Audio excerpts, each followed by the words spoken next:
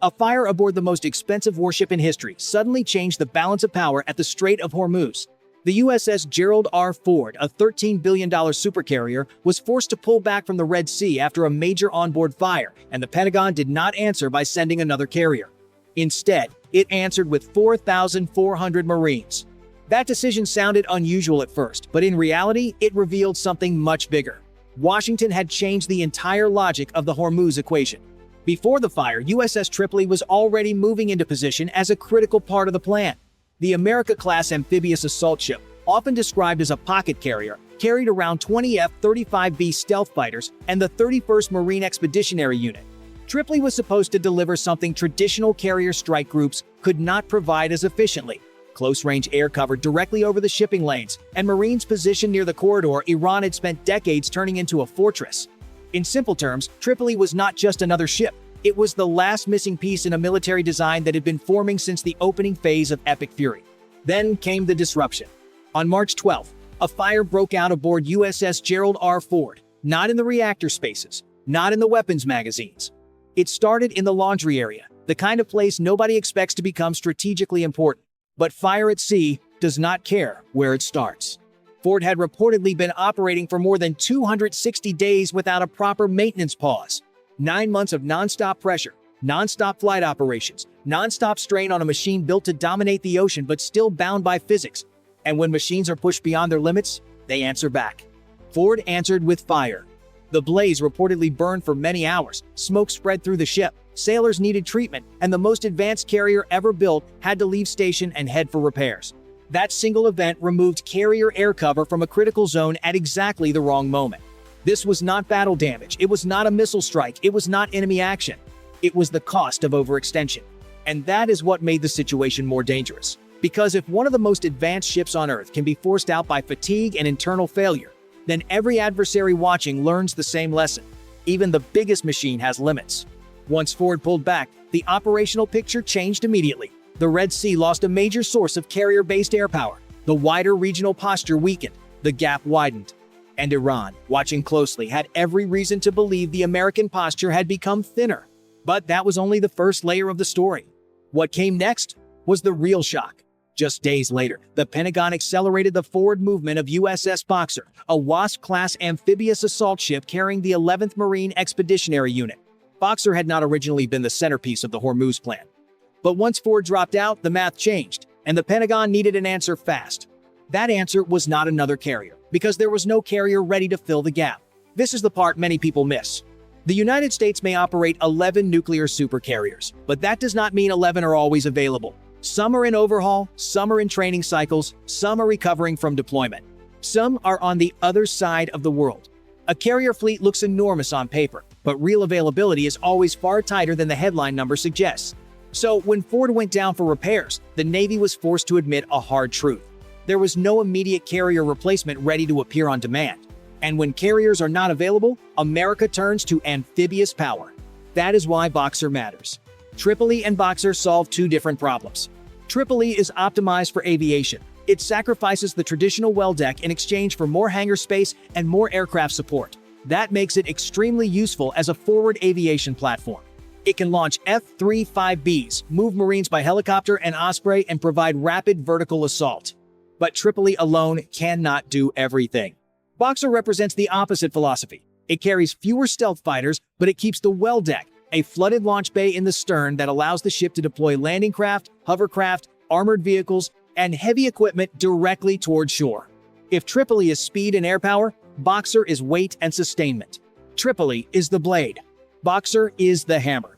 Separately, each ship solves half the Hormuz problem. Together, they solve much more.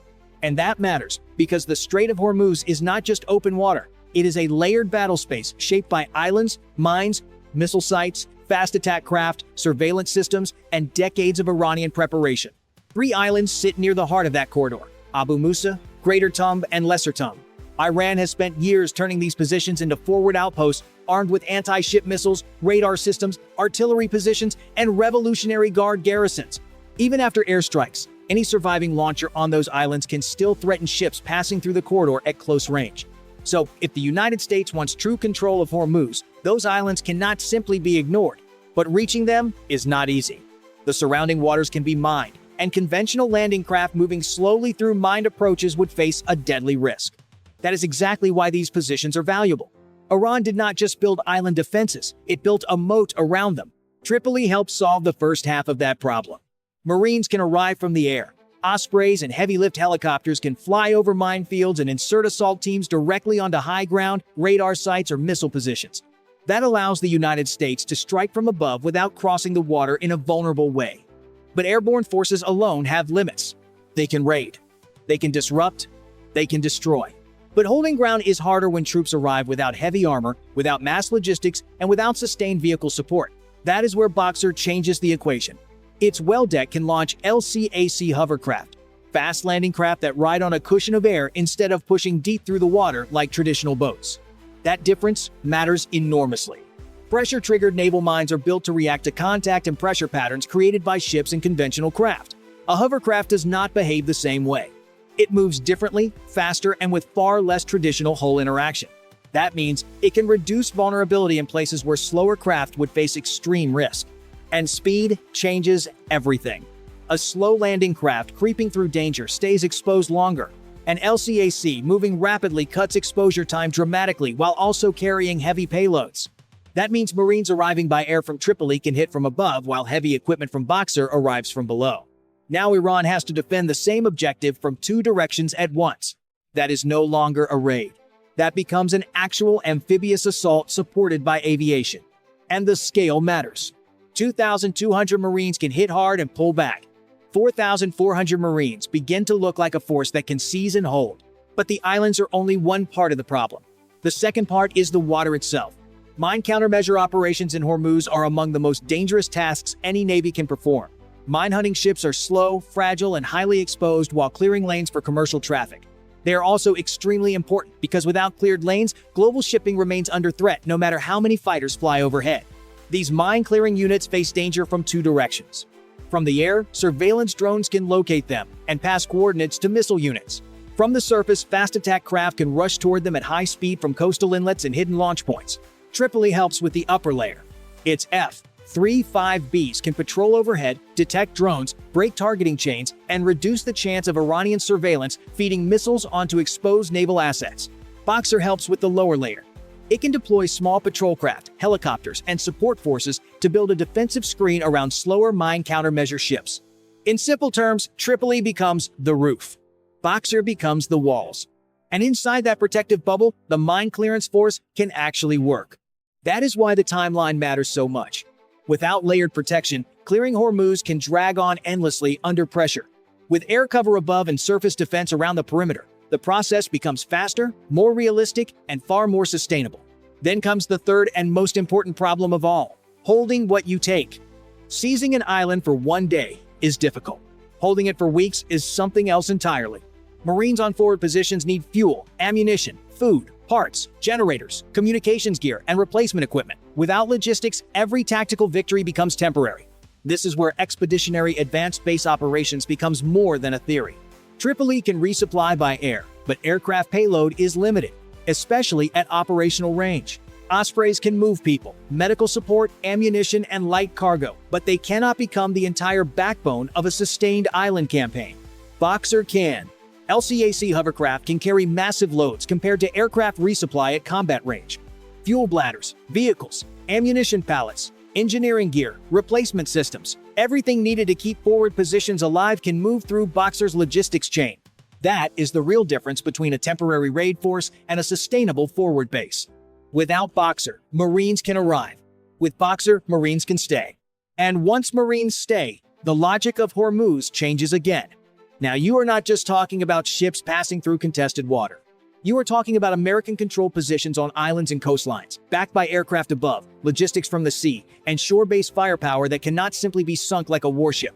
That is a completely different level of pressure.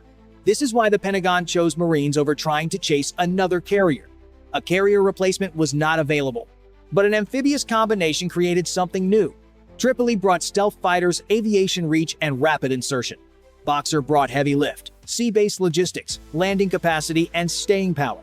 Together, they created a force structure Iran had spent decades preparing for in theory, but not in this exact form. Iran's defenses were built to complicate ships approaching from the sea. They were not built for a synchronized system where Marines arrive by air, heavy payloads arrive over water obstacles, mine clearance forces work under layered protection, and logistics turn raids into permanent positions. That is the accidental consequence of the Ford fire. Nobody wanted the fire. Nobody planned for it, but the reaction to it may have produced a more flexible and more dangerous force than the original setup. That does not remove the risks. Mine clearance still takes time. Amphibious operations are still hazardous.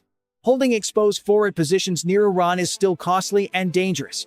Casualties would remain a real possibility in any serious escalation. But the strategic direction changed. What looked like a setback became a reconfiguration. What looked like weakness triggered adaptation. And in military terms, adaptation is often more dangerous than brute strength. A $13 billion carrier was forced out by internal failure. But the system did not stop. It reshaped itself. And when it reshaped itself, it produced 2 amphibious assault ships, 4,400 Marines, dozens of stealth fighters, hovercraft-borne logistics, and a far more direct way to pressure the Strait of Hormuz. That is the deeper lesson here. The fire did not simply remove American power from the board. It changed the form of that power. Iran may have prepared for carriers. What arrived instead was Marines. And Marines changed the map in a different way.